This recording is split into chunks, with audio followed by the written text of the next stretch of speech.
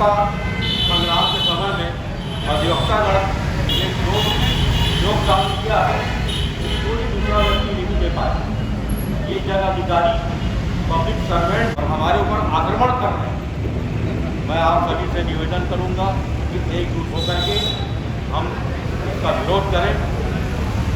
बहुत बहुत धन्यवाद। समाज में देश में विभाते हैं एक भ्रष्टाचार के लिए हम अधिवक्ता भाई जब तक एक होकर तब मिलकर जब तक इसका विरोध नहीं करेंगे तब तक ये व्याप्त भ्रष्टाचार चाहे राजस्थान में हो चाहे और अन्य जगह हो उसके लिए संघर्ष लगातार करना पड़ेगा।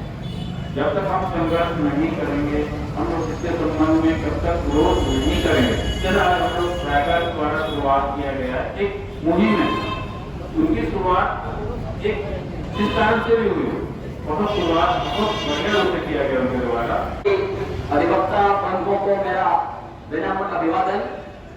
आदरणीय साथियों, रायगढ़ में जिस प्रकार की घटना राजस्व अधिकारियों के द्वारा की गई वह निंदनीय ही नहीं अभी तो ऐसे अधिकारियों को उस पद पे रखना ही नहीं चाहिए।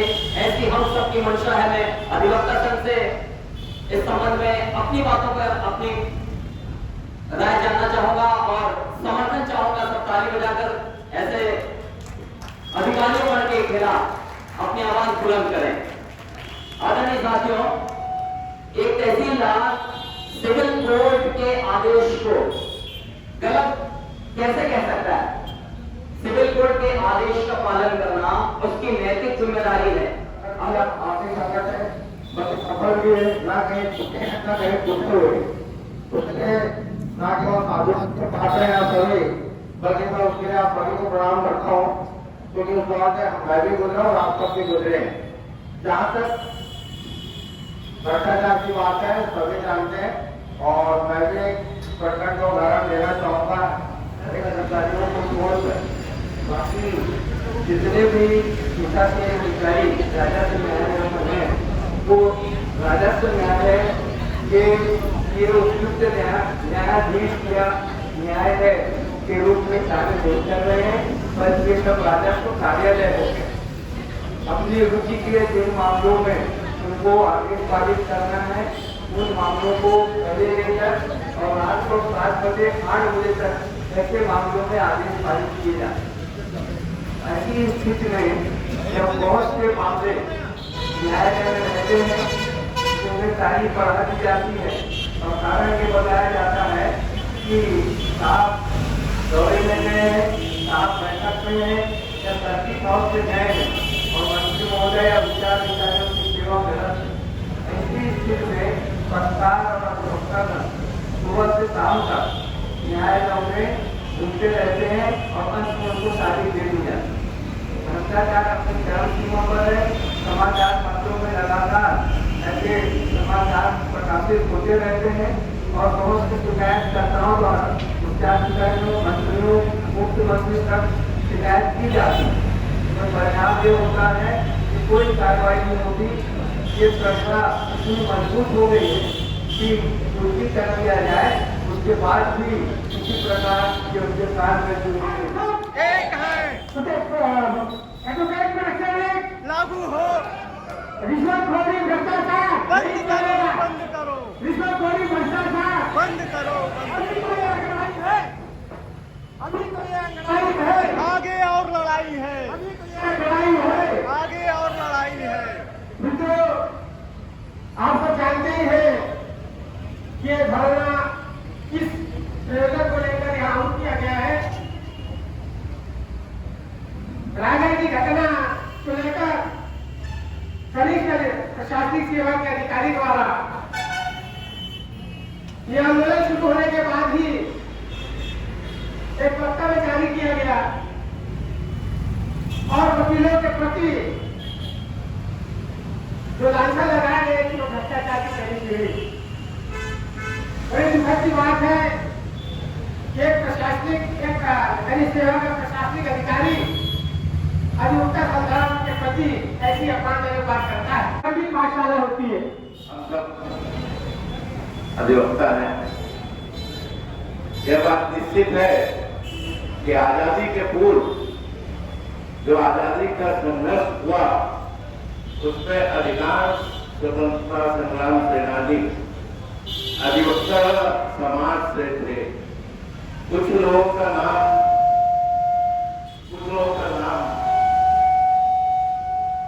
मैं इस मंच से दोहराना चाहूंगा।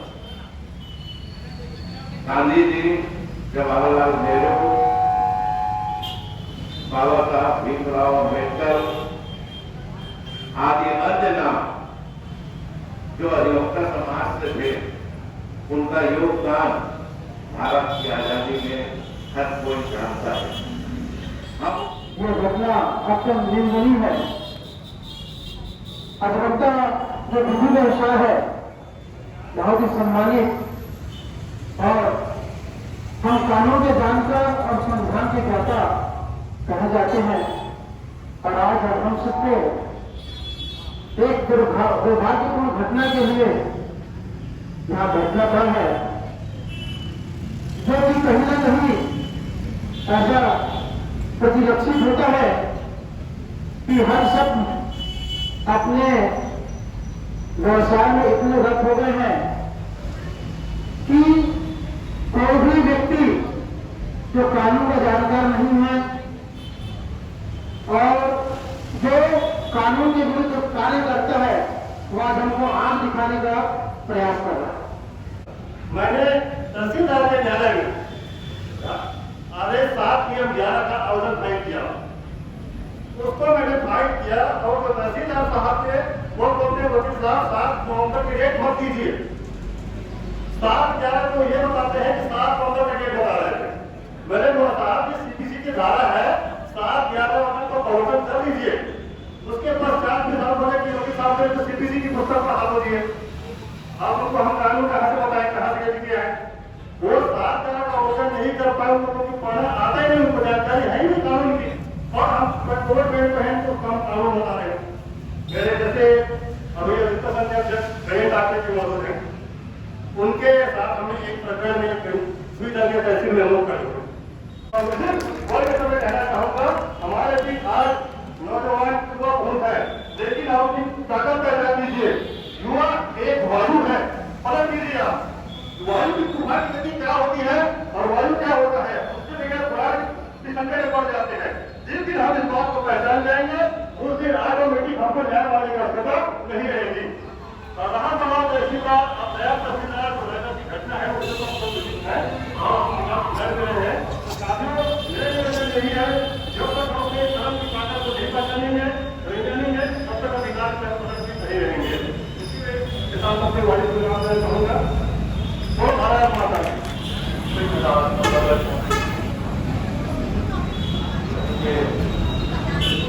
सभी शब्दों के अध्यक्ष और यहाँ उपस्थित समाज सभी वरिष्ठ समाज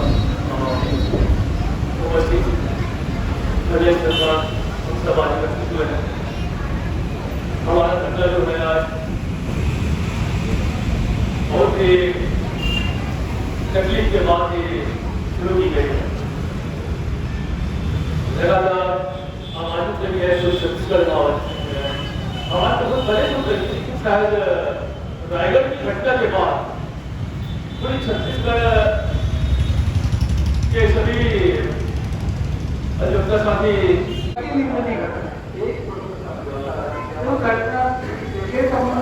बहुत विलंब से यहाँ पर बैठता है, लेकिन हम जो भी करें और भविष्य में जो भी उस संबंध में कदम उठाएं, उसके लिए जो समाज के और सशक्त कदम उठाना बहुत जरूरी है। इसके लिए हमारे नवयुवा अधिवक्ताओं को भी ये कहना चाहूंगा कि तहसील के कार्यालय में वो जो ढंग से प्रैक्टिस करते हैं उसको सुधार करना बहुत आवश्यक है। हम जानते हैं तहसीलदार ने ये कहा और हम उस काम को करते हैं। हमारे सामने तहसीलदार को आपका बापू समझाता है कि साहब ऐसा नहीं ऐसा करो। अधिवक्ता संघ एवं समस्त तहसील अधिवक्ता संघ के साथी इस धरना स्थल पर उपस्थित जिला अधिवक्ता संघ के सम्मानित अध्यक्ष एवं समस्त पदाधिकारीगण, यहाँ उपस्थित जिला अधिवक्ता संघ के समस्त वरिष्ठ अधिवक्ता एवं मेरे साथी अधिवक्तागण, तहसील अधिवक्ता संघ खैरागढ़ खिड़कीदान से आए हुए अधिवक्ता संघ के समस्त पदाधिकारीगण, अधिवक्ता साथी, बड़ा दुख के साथ आज हम सब यहाँ पर एकत्रित हुए हैं। दुख इस बात की है, जो अधिवक्ता न्यायाधीशगणों को अपनी बात मनवाने में सक्षम है, वो एक तहसील कार्यालय के बाबू और एक तहसील कार्यालय के तहसीलदार को हम कानून समझाने में असक्षम हैं। इस बात की दुख है। इस बात की भी दुख है कि हमें उस तहसीलदार जिसको न्याय की कोई जानकारी नहीं है, जिसने कानून की पुस्तक भी नहीं पढ़ा है, उस व्यक्ति को समझाने के लिए अधिवक्ता साथियों को संघर्ष करना पड़ता है। इस बात को मैं अधिवक्ता संघ के इस हड़ताल में इस बात का आप सबसे निवेदन करना चाहूंगा कि यह प्रस्ताव जरूर जाना चाहिए प्रशासन और प्रशासन के माध्यम तक कि तहसीलदार की नियुक्ति, पुलिस अधीक्षक की नियुक्ति या कलेक्टर साहब की नियुक्ति जो होती है, क्योंकि उसमें प्रशासनिक कार्य के अलावा न्याय का भी कार्य उनको करना पड़ता है, और जब तक न्याय की पुस्तक जो व्यक्ति न पढ़ा हो वो न्याय को नहीं समझ पाएगा।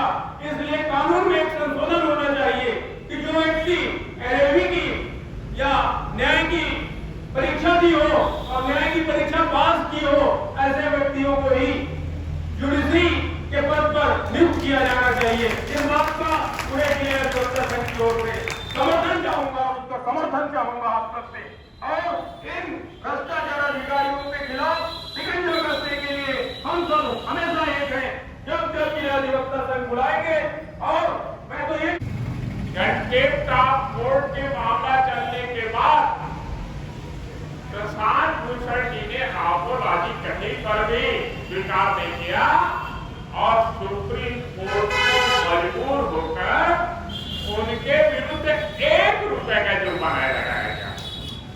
ये हमारे वकील समुदाय की पहचान, और जिसकी अपील अभी भी वहां फुल बेंच में पेंडिंग है। तो जो वकील सुप्रीम कोर्ट के खिलाफ धोखा देने का मामला रखने वाले हम लोग दिल्ली के पुलिस अधिकारियों के साथ डंडा चलाकर वकील लोगों ने जीत हासिल करने वाले हम वकील लोग आज तहसीलदार और नायब तहसीलदार के खिलाफ जो गुहार लग रहा है, ये बड़ा तकलीफ देह है। इस बात को आप अपने पास रखे रखें। जब उनके पास ग्रेड जुडिकेटर का बात करो तो बोलेंगे क्या यहाँ ये सब बेहतर समझ, यहाँ एक ही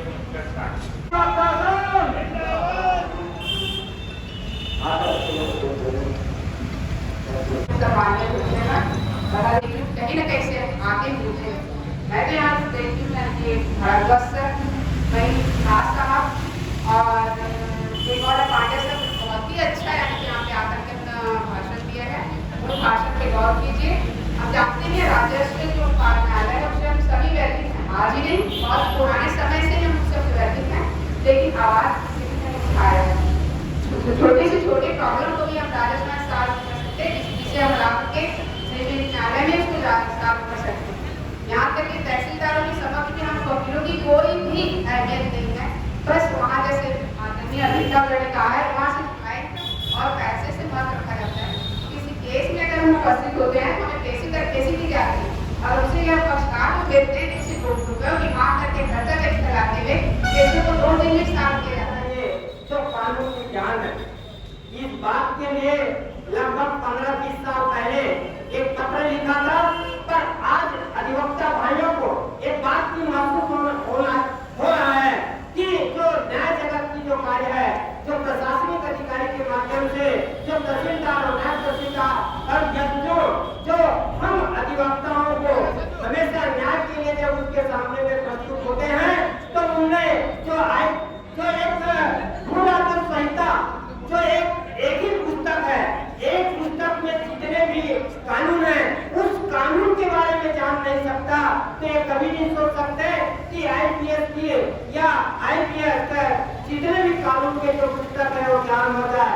इसलिए मैं इस अधिवक्ता साथियों से एक प्रस्ताव बनवाना चाहता हूँ, पूरे छत्तीसगढ़ के यहाँ के मुख्यमंत्री को लिखना चाहिए, यहाँ की सरकार को लिखना चाहिए कि न्याय देने वाले जो है प्रशासनिक अधिकारी के नियुक्त जो है कानून की ज्ञाता को होना चाहिए।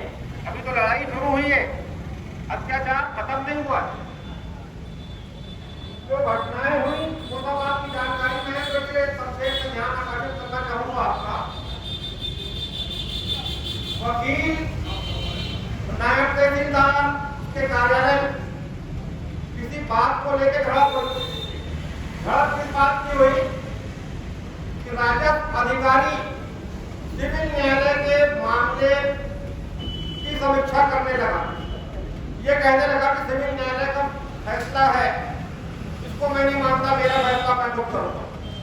यहाँ से बात शुरू हुई। आप सब वकील होने के नाते इस बात को अच्छे से जानते हैं कि राजस्व न्यायालय की ये औकात, ये हैसियत नहीं है कि वो सिविल न्यायालय के फैसले को चुनौती दे सके या सिविल न्यायालय के फैसले की वो समीक्षा नहीं कर सके। कानून ये है सिविल न्यायालय के फैसले की बाध्यता होती है तहसीलदार के ऊपर। तहसीलदार उससे दाएं बाएं ऊपर नीचे एक कदम नहीं जा सकता। लेकिन ये इतना बड़ा मुद्दा पूरे प्रदेश में जो हड़ताल किया वकीलों की नौबत आ रही है, ये मुद्दा अधिकारियों के नौकरशाहों के दबाव में दब गया। वास्तव में विवाद की जड़ है, विवाद की जड़ में बताया गया कि वकीलों ने व्यवहार किया, वकील ने व्यवहार नहीं किया, वकीलों को व्यवहार करने में मजबूर किया गया। वकीलों ने जो कार्रवाई की है वहां पे उन्होंने बचाव भी नहीं की। तो व्यवहार की शिकायत राजस्व अधिकारियों कर्मचारियों ने की, उसके जवाब में यदि वकील ने कोई कार्रवाई की तो वकीलों ने तो व्यवहार नहीं किया। न्यायालय में काम करने वाला वकील वैसे भी बहुत अनुशासन में रहेंगे, न्यायालय के अंदर तैयारी करता है, हर बात को समझता है कि न्यायालय का सम्मान कैसे दिया जाता है, न्यायालय की कार्रवाई कैसे की जाती है। रायगढ़ के अधिवक्ता संघ को बहुत बधाई देना चाहता हूँ, धन्यवाद देना चाहता हूँ कि बरसों से जो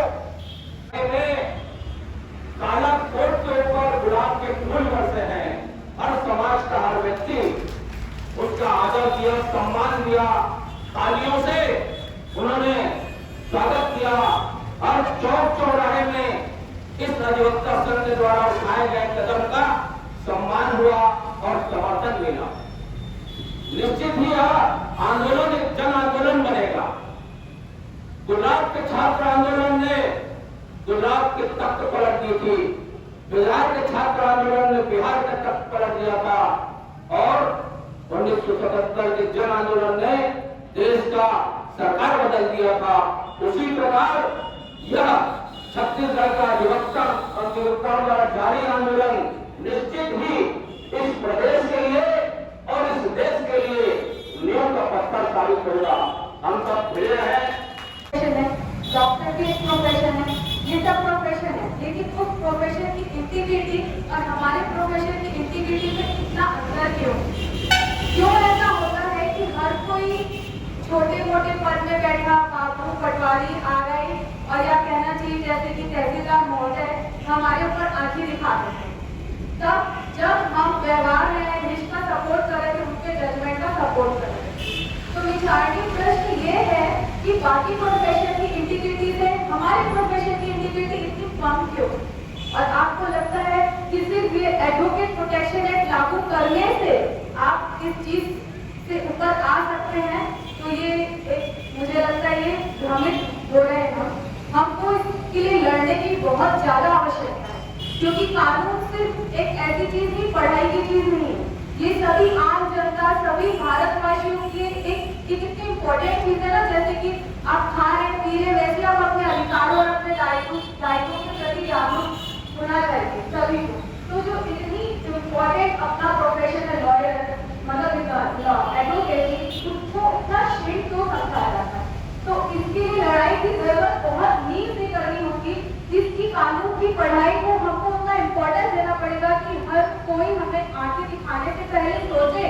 कि इस भारतवर्ष के जो कानून के जो हम रक्षक हैं, जो हम हर तरीके से हम लोगों की मदद कर रहे हैं, उनका क्या दायित्व है। हम किसी डॉक्टर या किसी सीए से हम कम नहीं है। और बहुत आश्चर्य की बात है कि इतने दिन होने के बावजूद भी हमारे साथ जो हमारे अधिवक्ता भाई के साथ जो हुआ है, उस पर आज तक कोई सुनवाई नहीं हुई है। ये छोटी बात नहीं है। उसकी हम कड़ी निंदा करते हैं। हमें लड़ाई एक्ट और टेक्ट की लड़ते हैं।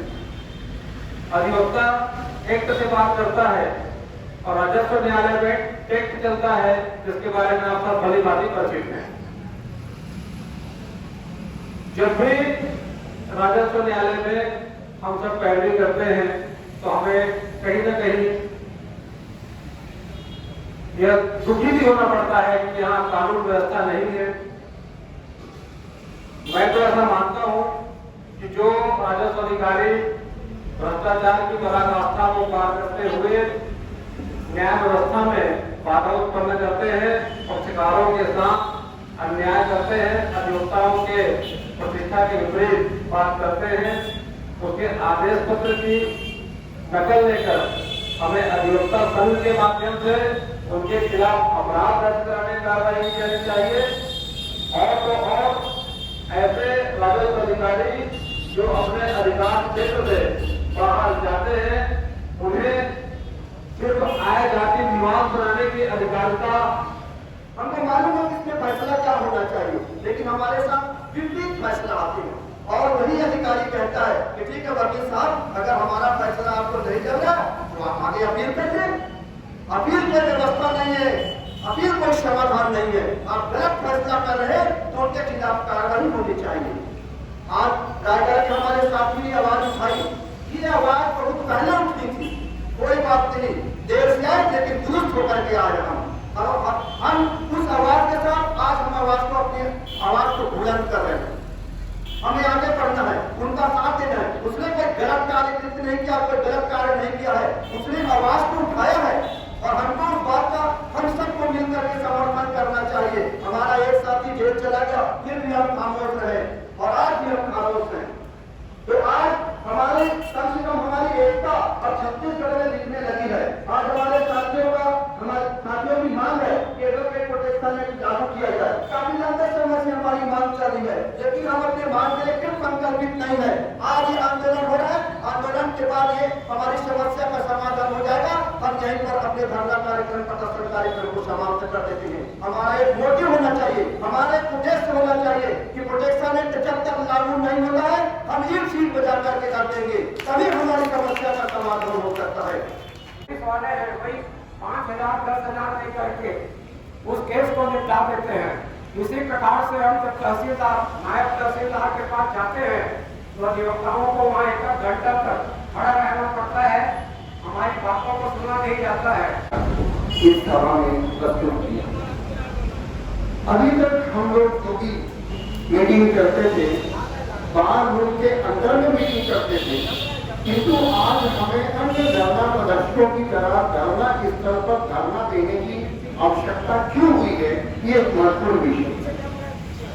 आज तक हम लोग अपने बाहर रूम में मीटिंग करते थे, अपने अपने विचार व्यक्त करते थे, जिसका कारण ये था कि वो समस्याएं हमारे आपसी समस्याएं होती थी, बाहर की समस्या नहीं होती थी।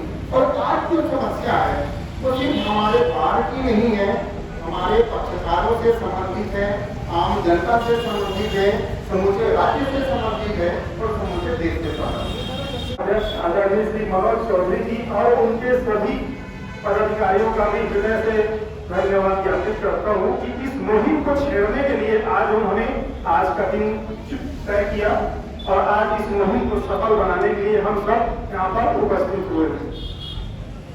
रायगढ़ में जो हमारे अधिवक्ता साथियों के साथ जो घटना घटित हुई है उसकी निंदा हम पहले ही कर चुके हैं और आज भी हम इस बात से लज्जित हैं कि हम हमारे अधिवक्ता समुदाय के साथ जिस प्रकार का दुर्व्यवहार राजस्व न्यायालयों में होता है वो बहुत ही ज्यादा निंदनीय है। मैं हमारे सभी अधिवक्ता साथियों से निवेदन करता हूँ कि यदि उनके साथ इस प्रकार की कोई भी घटना किसी भी न्यायालय में हो तो वे तत्काल इसकी सूचना अपने अधिवक्ता संघ के मुखिया को तत्काल प्रदान करें। साथियों, हम सबको पता है कि रायगढ़ में जो घटना हुई है और उस घटना को किस प्रकार से विस्तृत रूप दिया गया। रायगढ़ में एक घटना होता है, उसको ये राजस्व अधिकारीगण पूरे प्रदेश स्तर पर लेकर गए। पूरे प्रदेश स्तर पर लाकर ये बताने का प्रयास किया गया कि वकील लोग भ्रष्ट है। आप विचार करिए, वकील लोग भ्रष्ट है, ये बताने का प्रयास उनके द्वारा किया गया। एक जो भ्रष्टाचारी में लिप्त है वो राजस्व अधिकारीगण पूरे प्रदेश में बंद करवा दिए, कार्यालय बंद करवा दिए, और आज हम अलग अलग स्तर पे अलग अलग जिले में कार्यक्रम कर रहे हैं। हमारे भी जो प्रत्यक्ष और अप्रत्यक्ष रूप से शामिल है वो लोग भी इस धरना आंदोलन से प्रभावित हैं।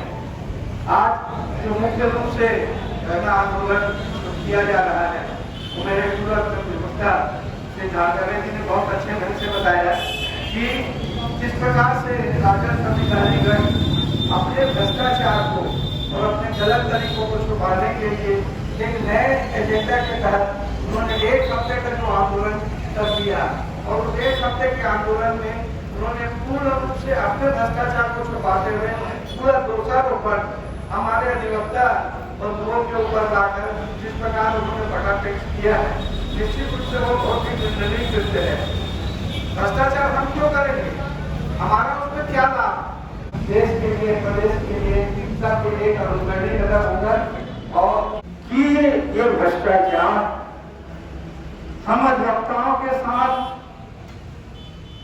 तो नहीं हो रहा है, लेकिन आम जनता, एक गरीब किसान और जो भी राजस्व संबंधित मामले हैं उसके साथ हो रहा है। हम लोग के अधिवक्ता हैं और हम लोग कानून का ज्ञान प्राप्त कर चुके हैं, हम लोग कानून के बारे में जानते हैं। तो असलियत है, आपको नहीं पता, उसके लिए आपको ईमानदारी से लड़ाई करना पड़ता है। ऐसे धरना प्रदर्शन करने से कुछ नहीं होगा। बंधुओं के साथ पूरे दुर्व्यवहार के विरोध के रूप में किया जा रहा है। और सबसे बड़ी विडंबना यह है कि जो सबसे भ्रष्टाचारी लोग हैं वे लोग कह रहे हैं कि अधिवक्ता भ्रष्टाचार की सीढ़ी। अरे मेरा कहना है कि भ्रष्टाचार की प्रथम सीढ़ी, प्रथम चरण आप हैं और अंतिम चरण भी आप ही है। आप ही से भ्रष्टाचार शुरू होता है, आप ही से समाप्त होता है। क्या करने पर हम किसी भ्रष्टाचार को बढ़ावा नहीं देंगे, किसी को 10 रुपया नहीं देंगे तो ऑटोमेटिक हम बुद्धिजीवी वर्ग भ्रष्टाचार को खत्म कर सकते हैं। बात करने से कुछ नहीं होता, प्रतिज्ञा करना पड़ेगा। तो चैलेंज दिया गया है और ऐसा चैलेंज मुझे ऐसा लगता है कि जिला अधिवक्ता संघ के युवा साथियों ने जिस तरीके से उनका अंदर जो खून जो और रहा है, वास्तव में ऐसा खून खोलने के बाद ऐसा खून में ऐसी गर्माहट उनके माध्यम से बनी रहे।